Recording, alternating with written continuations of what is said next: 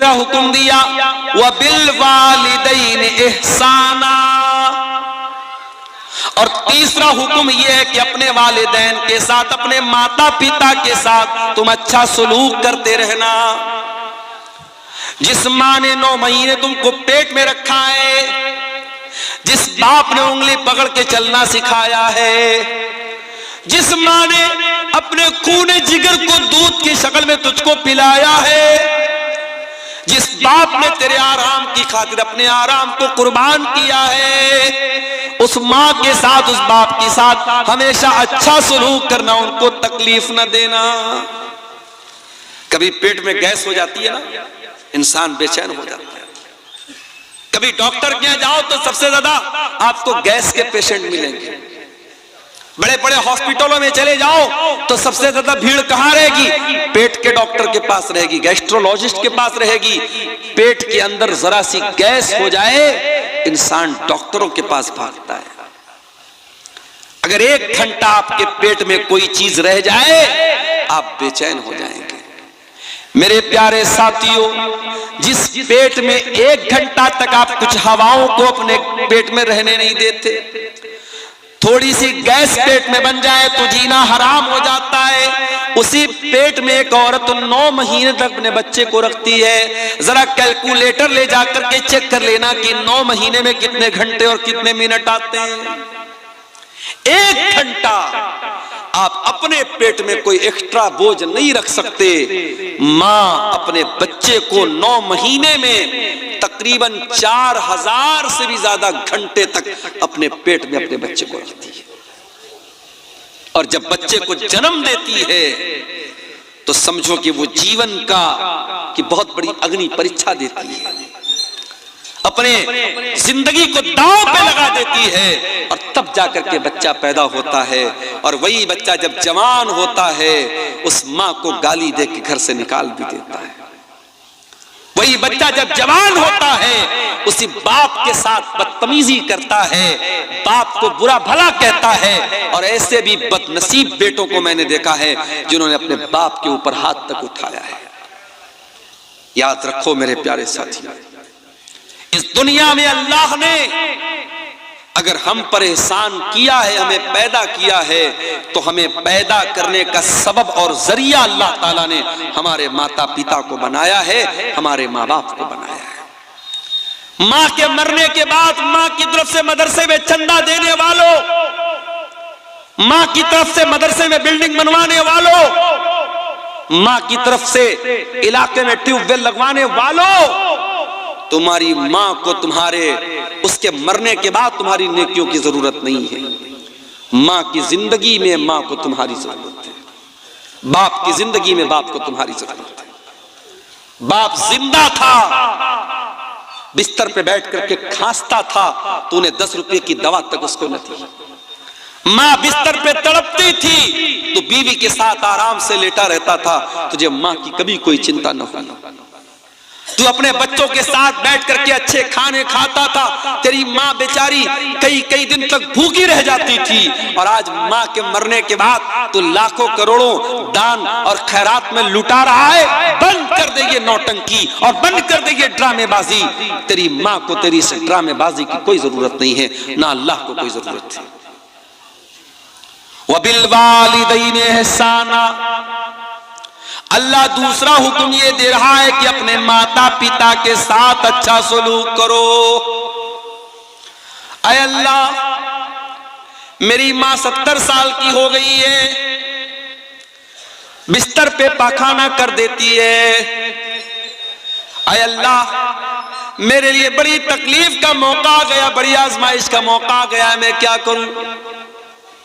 घर में कोई देखभाल करने वाला नहीं है, बूढ़ी माँ बिस्तर पर पेशाब व पाखाना कर रही है। अल्लाह मैं क्या करूं? अल्लाह कह रहा है, इम्मा यबलुगन्ना इंदकल किबरा अहदुहुमा औ किलाहुमा फला तकुल लहुमा उफ्फिन। ऐ इंसान, ये तो तेरी खुशनसीबी है, ये तो तेरी खुशकिस्मती है कि तुझे बूढ़े माँ बाप मिले हैं। जाओ जरा उन बच्चों से पूछो जिनकी माँ जल्दी उनको छोड़ के चली गई। उनकी शादी के पहले मां चली गई। अब शादी होती है तो वो बेचारा तरसता है कि काश मेरी मां भी होती। उसके बच्चे पैदा होते तो वो तरसता है कि काश मेरी मां जिंदा होती तो कम से कम मेरे बच्चों को दादी का प्यार मिलता, मेरा बाप जिंदा रहता तो मेरे बच्चों को दादा का प्यार मिलता। जिंदगी के बहुत सारे ऐसे मोड़ आते हैं जब इंसान अपने माँ बाप के मशवरे की जरूरत महसूस करता है। अगर बूढ़े माँ बाप मिले हैं मेरे प्यारे साथियों तो इसको अपने लिए बोझ मत समझो। कुरान कहता है इम्मा यबलुगन्ना इंदकल किबर अहदुहुमा औ किलाहुमा, अगर तुम्हारे माँ बाप में से कोई एक तुमको बुढ़ापे में मिल जाए या दोनों बुढ़ापे में मिल जाए, पहले एक का जिक्र किया बाद में दोनों का किया। अगर एक मिला है मां मिली है बाप मर चुका है, या बाप मिला है मां मर चुकी है, तो जो एक बचा है उसके साथ और स्पेशल उसकी खिदमत करो और ज्यादा उसकी खिदमत करो, क्योंकि जब तक वो दो थे, जब तक बूढ़ा बूढ़ी दोनों जिंदा थे, एक दूसरे का सपोर्ट करते थे, एक दूसरे का सहारा थे, एक दूसरे को हौसला देते थे। अगर बुढ़िया चली गई और बूढ़ा बचा या बूढ़ा चला गया और बूढ़ी बची तो वो और ज्यादा लाचार हो गए, वो और ज्यादा बेबस हो गए, उनका और ज्यादा ख्याल करो। अल्लाह अकबर। एक बचा है तो उसका और ज्यादा ख्याल करो। अल्लाह ने पहले एक का जिक्र किया, कहा अगर तुम्हारे माता पिता में से कोई एक तुमको मिल जाए या दोनों मिल जाए तो तुम्हें क्या करना है? फरमाया फला तकुल्लहुमा उफ्फिन, उनको कभी उफ भी मत कहना। उफ का मतलब समझते हो? जैसे हमारे यहाँ बोलते हमारे यहाँ अपनी आम जबान में हम जब किसी को हकारत की नजर से क्या बोलते हैं, ऐसा बोलते हैं। अपने माँ बाप को हट भी नहीं कहना है, हूं भी नहीं कहना है, उप भी नहीं कहना है। यानी सबसे हल्की तकलीफ पहुंचाने का तरीका क्या है? किसी को हट कह दिया जाए, किसी को हूं कह दिया जाए, माँ बाप को हूं भी ना कहा जाए। अच्छा एक बात बताओ, तजर्बे की बात बता रहा हूं आपको। कभी कभी जब माँ बाप बूढ़े हो जाते हैं ना तो उनकी कुछ बातें बड़ी बच्चों वाली हो जाती है। जैसे बच्चे हर बात के लिए जिद करते हैं, बूढ़े माँ बाप भी जिद करने लगते हैं। अब मान लीजिए कि आपकी बीवी ने रोटी बनाई है और उसकी बूढ़ी सास ने कहा कि मैं रोटी नहीं खाऊंगी, चावल क्यों नहीं बनाया, मुझे चावल चाहिए, मुझे चावल चाहिए। तो आपको लगता है यार मेरी बूढ़ी माँ क्यों जिद कर रही है, रोटी क्यों नहीं खा रही है? अगर बूढ़ी माँ ने कह दिया कि चावल चाहिए तो ये समझ करके चावल बना दो कि मेरी बूढ़ी माँ की जिद है। क्योंकि एक वक्त था जब तू 3 साल का था और जब तू जिद करता था अपनी माँ से, अपने बाप से, तो तेरे माँ बाप हर हाल में तेरी जिद पूरी करते थे। मेरे प्यारे साथियों, अपने बच्चों से इस कदर मोहब्बत करते हैं कि बच्चों की जरा सी तकलीफ हम बर्दाश्त नहीं कर सकते। तो जब वही हमारे माँ बाप जब बूढ़े हो गए तो हम अपना बचपन याद करें कि जब हम छोटे थे हमारे माँ बाप ने हम पर मोहब्बत लुटाई थी। आज वो बूढ़े हो गए हैं और अल्लाह ताला कुरान में कहता है जिसको हम उम्र दराज बना देते हैं, बूढ़ा बना देते हैं, वमन नुअम्मिरहु नुनक्किसु फिल खल्क, उसे उल्टा कर देते हैं। बचपन की जिद और बचपन की शरारत और बचपन का लड़कपन बुढ़ापे में लौट जाता है। तो बूढ़े माँ बाप की बहुत सारी जिद को नजरअंदाज कर दिया करो मेरे भाई। अभी एक दिन मेरी 2 साल की बच्ची है, मेरी घर पे खेल रही थी, खेलते खेलते सीढ़ी के पास पहुंची, गिरने लगी। मेरी बीवी की नजर पड़ी, बीवी ने हाथ पकड़ा उसका। अब हाथ को जोर से पकड़ के खींचा ताकि बच्ची गिर ना पाए, और वो हाथ जोर से खींचने में बेटी का मेरे जो हाथ वो उतर गया। बच्चों का हाथ कमजोर होता है, हाथ उसका उखड़ गया। अब बच्ची बहुत तेज चिल्लाने लगी, उसको किसी पल करार नहीं। मैं मदरसा गया हुआ था, अब बीवी बेचारी रो रही है, बच्चे अलग परेशान। मैं मदरसे से घर आया, मैंने क्या बात है तो मालूम हुआ कि बच्ची का हाथ उखड़ गया है। फौरन हमारे इलाके के हड्डी के डॉक्टर थे, उनके पास लेके गया, और डॉक्टरों के पास तो तजर्बा होता है। वो फौरन उन्होंने देख करके वो समझ गए कि क्या मामला है। उन्होंने फौरन उसको बच्ची का हाथ पकड़ के कैसे उसको घुमाया, बिल्कुल ठीक हो गया उसका हाथ। तो ये उतनी देर के लिए समझिए कि बच्ची रो रही है, बच्ची तड़प रही है, और हम और बच्ची की जो माँ है, हम दोनों लोगों के लिए एक एक मिनट, एक एक पल बड़ा भारी गुजर रहा था। और जैसे ही बच्ची खेलने लगी, मुस्कुराने लगी, ऐसा लगा कि हमारा दिल बाग बाग हो गया।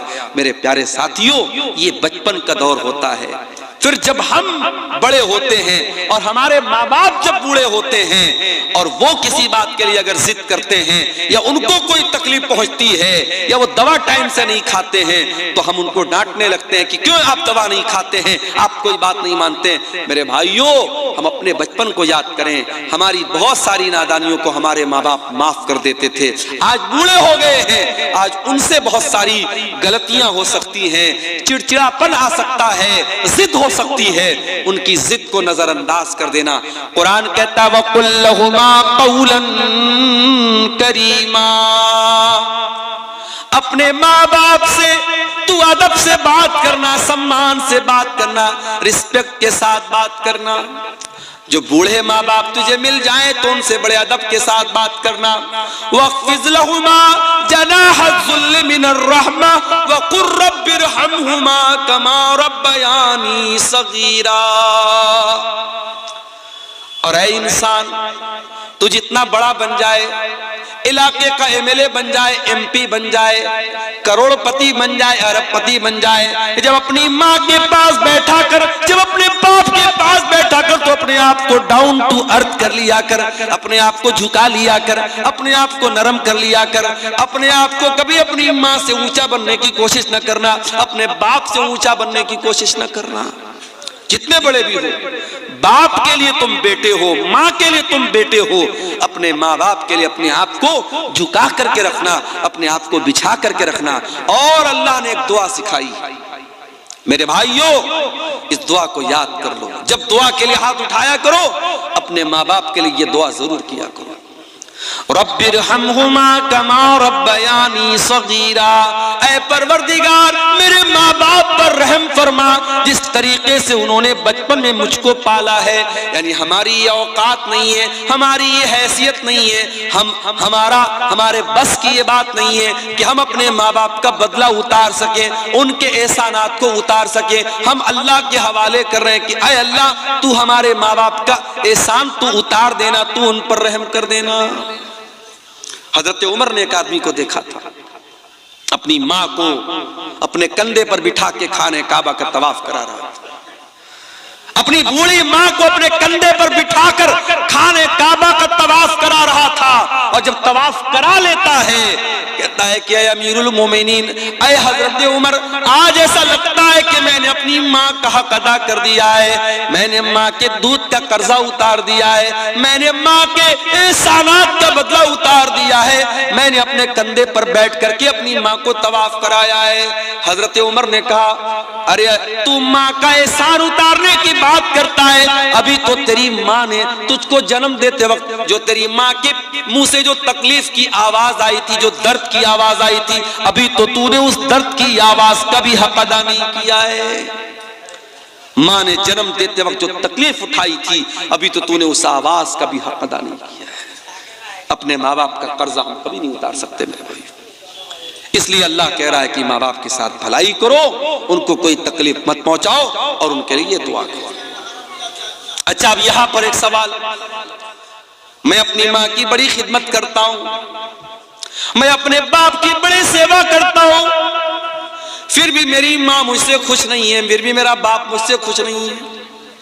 मेरे दिल में माँ बाप के लिए कोई बुराई नहीं है, मैं अपनी तरफ से बेहतर करता हूं, मगर मेरे माँ बाप मुझसे नाराज रहते हैं। अल्लाह कहता है, रब्बुकुम आलमु बिमा फी नुफूसिकुम इन तकूनु सालिहीन फइन्नहु काना लिल अव्वाबीन गफूरा। तुम्हारा परवरदिगार तुम्हारे दिल के हालात को भी जानता है, तुम्हारे दिल के अंदर क्या है, दुनिया को पता हो या ना पता हो, अल्लाह को तो सब पता है। अगर वाकई में तुम्हारे दिल में कोई चोर नहीं है और दिल में तुम्हारे माता पिता का सम्मान है, माँ बाप की इज्जत करते हो, माँ बाप का हक अदा करते हो, और फिर भी माँ बाप को तुमसे शिकायत है, तो कोई मसला नहीं, अल्लाह माफ करेगा, क्योंकि तुम्हारे दिल के हालात को अल्लाह जानता है। तो ये दूसरी नसीहत है मेरे भाई।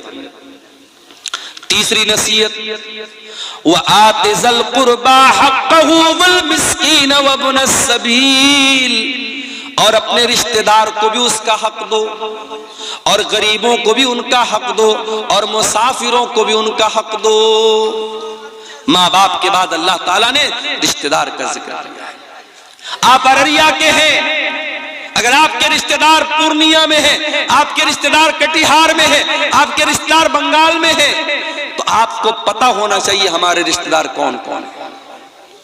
और अगर आपको अल्लाह ने दौलत से नवाजा है और आपके रिश्तेदारों में कोई जरूरतमंद है, तो आप जब ज़कात निकालें, जब दान खैरात करें, जब चंदा दें, जब सदका खैरात करें, तो अपने रिश्तेदार को तरजीह दें, रिश्तेदार की पहले मदद करें। रिश्तेदार की जब आप मदद करेंगे तो आपको डबल सवाब मिलेगा, रिश्तेदारी का भी सवाब मिलेगा और सदका देने का भी सवाब मिलेगा। आज बड़े अफसोस की बात है, एक इंसान मदरसे में बढ़ चढ़ करके हिस्सा लेता है, मस्जिद बनवाने में बढ़ चढ़ करके हिस्सा लेता है, और उसका अपना सगा भाई बेचारा परेशान हाल है, दाने दाने का मोहताज है, उसके बच्चे भूखे रहते हैं, उसके पास ढंग का मकान भी नहीं है। मेरे प्यारे साथियों, ये इंसानियत नहीं है, ये इस्लाम नहीं है, ये शरीयत नहीं है कि आप पेट भर के खाना खा लें और आपका अपना भाई भूखा प्यासा रहे। अल्लाह कह रहा है वह आतिज़ल कुर्बा हक़्क़हू, अपने रिश्तेदार को उसका हक दो, वल मिस्कीन, और जो गरीब लोग हैं, जो मिस्कीन लोग हैं, जो समाज का दबा हुआ तबका है, उसकी तुम मदद करो। वब्न सबील, और कोई मुसाफिर है, यूपी से आया है, आसाम से आया है, कश्मीर से आया है, सफर में उसकी किसी ने पॉकेट मार ली, उसका पर्स चोरी हो गया, अब बेचारा वो मदद मांग रहा है, मुसाफिर है, मजबूर है, उसकी मदद करो, उसको तुम अपने माल, अपनी ज़कात की रकम भी उसको तुम दे सकते हो। अल्लाह ने माँ बाप का जिक्र करने के बाद ये तीसरी नसीहत की कि रिश्तेदार को, गरीब को और मुसाफिर को उसका हक दो। उसके बाद चौथी नसीहत, वला तुबज़िर तबज़ीरा, और अल्लाह के बंदो, माल के अंदर फजूल खर्ची ना करना, नाजायज जगहों पर अपना माल खर्च ना करना। इन्नल मुबज़्ज़िरीन कानू इख़वान शयातीन, बेशक फजूल खर्ची करने वाले, शराब पर पैसा लुटाने वाले, ज़िना पर पैसा लुटाने वाले, लड़कियों के नंबर पर रिचार्ज करवाने वाले, नाजायज रिश्ता बनाने के लिए अय्याशी करने वाले और हराम जगहों पर पैसा खर्च करने वाले, इन्नल मुबज़्ज़िरीन कानू इख़वान शयातीन, वो शैतान के भाई हैं। पैसा हमारा नहीं, कोई ये ना कहे पैसा मेरा है, नहीं, हमारी क्या औकात है मेरे भाई, पैसा अल्लाह का है, अल्लाह ने हमको दिया है, अल्लाह ने हमको दिया है, अल्लाह चाहता तो हमें ना देता। और ये भी याद रखो, दुनिया में दौलत इंसान के टैलेंट से नहीं मिलती, इंसान के इल्म से नहीं मिलती। बड़े बड़े आलिम हैं, बड़े पढ़े लिखे लोग हैं, बड़े बड़े डिग्री वाले लोग हैं, वो तरस रहे हैं, बड़ी मुश्किल से अपना घर चला रहे हैं, और जाहिल और अंगूठा छाप लोग करोड़ों कमा रहे हैं इसी दुनिया में, इसी इलाके में। आप देख लीजिए, पटना के अंदर मैंने देखा ऐसे ऐसे लोग ओला बाइक चला रहे हैं जो इंजीनियरिंग पढ़े हुए हैं और बड़ी आला तालीम हासिल किए हुए हैं, और क्या कर रहे हैं, वो बाइक चला रहे हैं किराए पर, मुसाफिरों को बिठा बिठा के, यानी जो काम ऑटो का होता है, रिक्शा का होता है, वो बाइक का वहां काम हो रहा है, ओला बाइक चला रहे हैं। तो पढ़ाई लिखाई से पैसा नहीं का ताल्लुक नहीं है मेरे भाई। ठीक है, आप पढ़ लिख लेंगे, अल्लाह करे आपको अच्छी नौकरी मिल जाए, अच्छा मकाम मिल जाए, मगर जरूरी नहीं है कि आपके इल्म के एतबार से आपको पैसा मिले। तो अगर अल्लाह ने आपको पैसे वाला बनाया है तो ये मत कहिए कि पैसा मेरा है, पैसा अल्लाह का है। और जब पैसा अल्लाह ने आपको दिया है तो ये पैसा कहाँ खर्च करना है और ये पैसा कहाँ से आया है दोनों का हिसाब अल्लाह को देना पड़ेगा। अल्लाह के प्यारे नबी फरमाते हैं, ला तज़ूलु क़दमा इब्ने आदम मिन इंद रब्बिही यौमल क़ियामा, क़यामत के दिन इंसान अपनी जगह से हिल नहीं पाएगा जब तक 5 सवालों का जवाब न दे दे। और उन 5 सवालों में एक सवाल ये भी होगा, व अन मालिही मिन ऐन इक्तसबहु व फीमा अनफ़क़हु, तूने माल कहां से कमाया और कहां खर्च किया। हराम जगहों पर पैसा खर्च करने वाले शैतान के भाई हैं। अपने जायज काम पर अगर आप जरूरत से ज्यादा पैसा खर्च करते हैं, जैसे राहुल गांधी का जूता अभी आजकल बड़ा चर्चा में चल रहा है। राहुल गांधी ने, पता नहीं मैंने वीडियो देखा नहीं है, ये बयान किया जा रहा है, कहने वाले बोल रहे हैं कि राहुल गांधी ने किसी को जूता मार दिया तो बेचारा आईसीयू में चला गया। तो इंटरनेट पर मैंने चेक किया तो पता लगा वो 4 लाख का जूता है। भाई 4 लाख के जूते से किसी को मारोगे तो कहां जाएगा? आईसीयू में ही जाएगा। हम लोग घड़ी पहनते बड़ी मुश्किल से, टाइटन की घड़ी है, 1000-2000 की घड़ी आती है। कुछ लोग साहब राडो की घड़ी पहनते हैं और पता नहीं कौन कौन सा ब्रांड आता है, 1.5 लाख की 2-2 लाख की घड़ी पहनते हैं लोग। तो घड़ी पहनना तो जायज है, लेकिन इसमें आप हद से ज्यादा पैसा खर्च करेंगे तो ये इसराफ है। जूता पहनते हैं लोग 4-4 लाख का जूता, ये इसराफ है मेरे भाई। किसी बहुत बड़ी बॉलीवुड की हीरोइन की शादी थी, बनारस से उन्होंने अपनी शादी का लहंगा सिलवाया था। बनारस तो जानते हैं आप, साड़ी का गढ़ है और कपड़े का गढ़ है। तो मैं नाम नहीं लूंगा हीरोइन का, वरना आप लोग कहेंगे मौलाना को हीरोइनों का नाम भी आता है। उस हीरोइन के लहंगे का कपड़ा बनारस से तैयार हुआ था और उस लहंगे में ओरिजिनल गोल्ड जो होता है, सोना, उसकी जरी इस्तेमाल हुई थी, उसका तार इस्तेमाल हुआ था और कई लाख का वो लहंगा था। और ये आज से मैं 15 साल पहले की बात बता रहा हूं। एक हीरोइन की शादी हुई तो उनका लहंगा बनारस से तैयार हुआ था। शादियों पर कितना खर्च हो रहा है देखिए आप। उत्तर प्रदेश के मेरठ में एक शादी हुई, लड़के ने अपनी साली को घड़ी, साली ने आकर के घड़ी पहनाई, तो घड़ी पहनाने की जो रस्म थी उसका जो पैसा दिया दुल्हे ने 2.5 लाख रुपया दिया। 2.5 लाख रुपया उसको घड़ी की पहनाई का दिया। और मौलवी साहब ने जिन्होंने निकाह पढ़ाया, उनको निकाह पढ़ाने का इनाम 11 लाख रुपए दिया गया। और दूल्हे साहब को ससुराल से जो पैसा मिला इनाम के तौर पे, जहेज के तौर पे, 2.5 करोड़ रुपया कैश मिला। ये न्यूज बाकायदा आई थी। उत्तर प्रदेश के सिद्धार्थ नगर में शादी हुई, मुसलमान की बात बता रहा हूं, किसी गैर मुस्लिम की बात नहीं बता रहा हूं। मुसलमान की शादी हुई, वो बारातियों पर नोट लुटा रहा था। 20 लाख रुपए उसने नोटों की गड्डियां हवा में लुटा दी, 20 लाख रुपए लुटा दी उसने बारातियों के ऊपर। ये मुसलमान ये काम कर रहा है। अल्लाह कह रहा है, वला तुबज़्ज़िर तबज़ीरा, फजूल खर्ची न करना, इन्नल मुबज़्ज़िरीना कानू इख़वानश शयातीन, फजूल खर्ची करने वाले शैतानों के भाई हैं। व कानश शैतानु लिरब्बिही कफूरा, और शैतान अपने रब का बहुत बड़ा नाशुक्रा है। कितनी चीजें हो गई? 4 चीजें हो गई। अब 5वीं चीज भी सुन लीजिए, वइम्मा तुरिज़न्नाहुम इब्तिगा रहमतिन मिर रब्बिका तरजूहा फकुल लहुम क़ौलन मैसूरा। अगर तुम्हारे पास गरीब को देने के लायक, रिश्तेदार को देने के लायक पैसा नहीं है और वो तुमसे मदद मांगने के लिए आया है, अल्लाह ने पहले देने का तरीका बताया।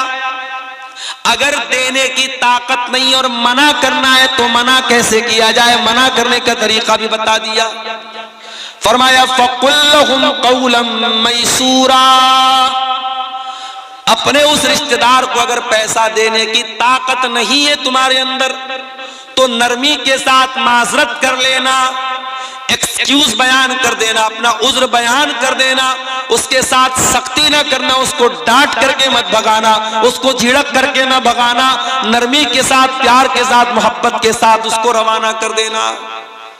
अगर कोई आपके दरवाजे पर मदद मांगने के लिए आ जाए, कोई साइल आ जाए, तो कुरान कह रहा है उसको कभी सख्ती के साथ बात मत करो, मोहब्बत के साथ, नरमी के साथ कह दो भाई अभी मेरे पास नहीं है, बाद में तुम आ जाना। ये ना देने का तरीका अल्लाह ताला ने बयान किया। उसके बाद फरमाया इन्ना रब्बका यबसुत, उसके बाद फरमाया वला तजअल यदका मगलूलतन इला उनुकिका वला तबसुतहा कुल्लल बस्ति फतक़उद मलूमन महसूरा। बड़ी जामी आयत है कुरान की। बाज़ उलमा कहते हैं कि इस एक आयत पर अगर कोई देश अमल करे उस देश की अर्थव्यवस्था सही हो जाएगी। आज हमारे देश की अर्थव्यवस्था क्यों चौपट है? क्योंकि मामला वही है, अंधेर नगरी चौपट राजा वाला मामला आ चुका है। आज हम रोड पर चलते हैं, चाहे रोड अच्छी हो चाहे रोड खराब हो,